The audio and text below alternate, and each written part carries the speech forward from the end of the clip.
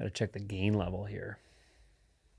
How we doing today, everyone? I feel like I'm a teacher. My name is Sam McGhee. I'm a professional cinematographer and photographer in the Pacific Northwest, and I am going to, again, talk about the Hasselblad 907X, or the CFV II 50C digital back. Today we're going to compare it to the Hasselblad X1D Mark II. I've been reading the comments in these videos.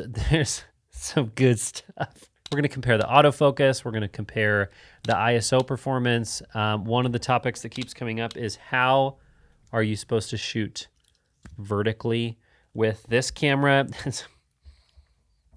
We'll talk about it. So today we're doing some portraits with Sydney Baye. She shoots with the X1D Mark II. So we're going to shoot some portraits and compare side by side the 907X and the X1D. First of all, let's talk about autofocus performance. The most obvious pain point of a medium format camera system. I don't know about the Fuji medium format stuff. I don't know about Leica's medium format stuff. I don't know about everybody else's autofocus performance, but what I do know, I also don't know about the H6 Hasselblad autofocus performance. That's another video that I would love to shoot. Autofocus on medium format, in my experience with these two cameras, is not good. But that's fine. I am not in environments where autofocus is key. I have the ability to take the time to make sure I'm in focus. And so for me, I don't care. But I will say Sydney does a lot of weddings and she does a lot of portraits, and she oftentimes has kids involved.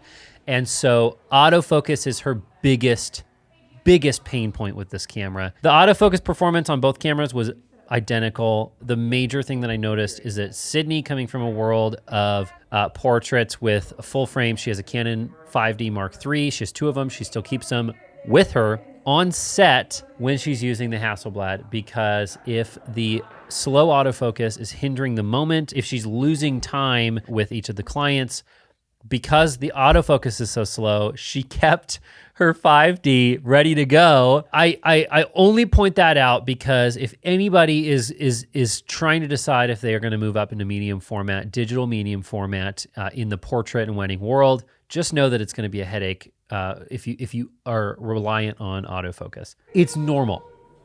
And that's what I am okay with, is that I know that it's normal. All right, moving on. We're going to talk about ISO performance. I shot both these cameras at the highest ISO possible. It's 25,000. I don't know what you expected. It's bad. Here is 12,000. Same thing.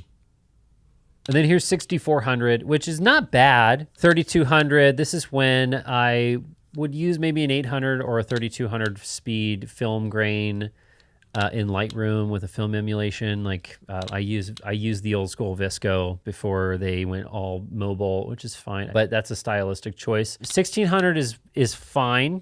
It's usable. I would honestly stop at 800. ISO 400 is where I felt pretty comfortable. 100, 200, 400, all three of those ISOs felt very comfortable to me. 800 is when I started to get a little iffy, but it was actually pretty good. I personally enjoy really crazy amounts of grain, the digital adding on top, or even push processing an already high ISO film just to get crazy grain. It's an artistic move.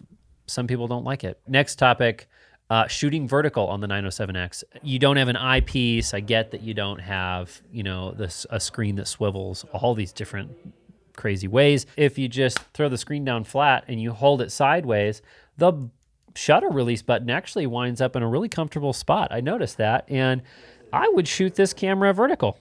Feel pretty comfortable with that. I really enjoy Platon's work. He had an episode on the art of design on Netflix, and he talks about his connection with a person in a portrait setting. The way that he shoots waist level medium format, that vibe really inspired me to connect with people and to ask people, can I take your picture? Can I make a portrait of you right now? Just walking outside to go to lunch in the middle of this shoot day, I stopped and I asked this guy on the side of the road, hey, would you mind if I made your portrait? The placement of the camera, the low angle of the camera, You can see from these headshots here, more of a powerful feel out of the person. You get this confidence. The moment that I grabbed the X1D, my fingers immediately started adjusting exposure with the dials that I confidently assumed were there. I was able to photograph. So I'm trying to, I think in the next video, I want to slap this digital back on a 500 series camera. I do hopefully have that planned coming up here soon. Tell me in the comments, what's your preference on 500 series cameras? What's your favorite model number? What's your favorite year that they made a camera? I am going to be looking to purchase one here soon, and there's a lot of great quality ones on eBay, on Etsy, on a lot of different things, but obviously I got the special edition CFV II, so the digital back is black. What's the difference between the black 500 series cameras and the chrome ones? Because I am probably going to buy a black one. Is there something of a quality difference in the black ones that I should know about? This, by the way, my great aunt's Polaroid, she never took the protective plastic off of this cover. Should I take the plastic off of this, or should I leave it on there? Once again, I still don't know what to say at the end of a video. So if you have an idea, I gotta get some actual work done. This is a distraction.